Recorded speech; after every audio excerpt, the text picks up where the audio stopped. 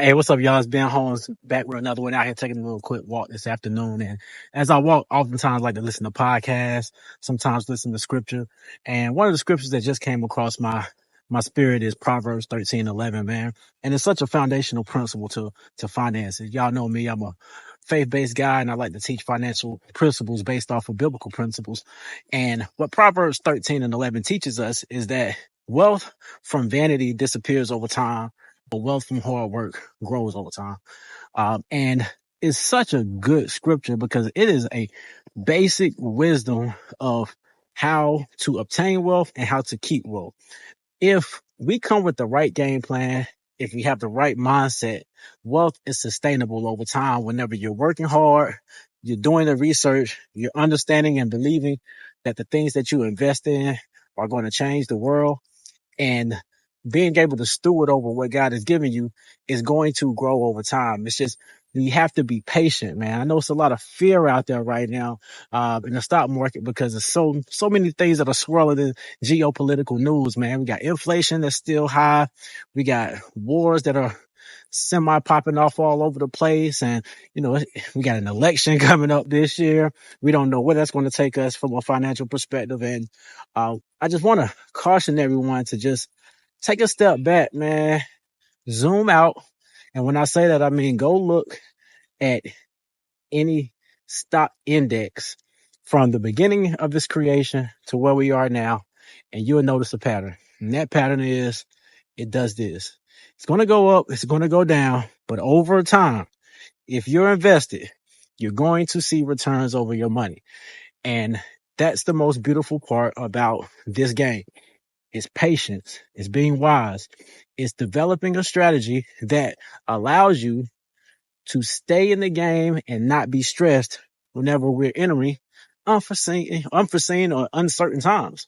The boardroom blueprint is something that allows us to first start with the budget. You have to start with a budget whenever you're entering these financial conversations. There's a lot of people out here right now that may be thinking, well, Ben, I don't have such and such money to invest. Well, guess what? If you have an income, that's the first place you have to start. You have to understand what you have coming in, what you have going out, and you got to devise a plan to make sure you live it below your means. Number two, you have to start attacking your high interest debt. That's credit cards, that's personal loans. Those are the things that rob you because of the interest rates that are attached to those loans.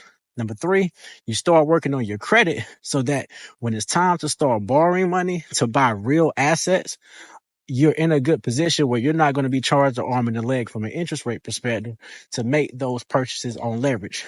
One of the first purchases that I always recommend, which is my fourth step, is always owning a home.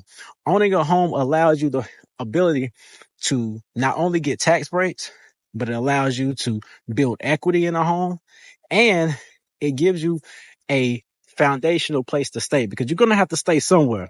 And for me, as opposed to wasting money in rent, that's going to just go to someone else's wealth portfolio over time, you can put that back into yourself. But I know that's a highly debated topic.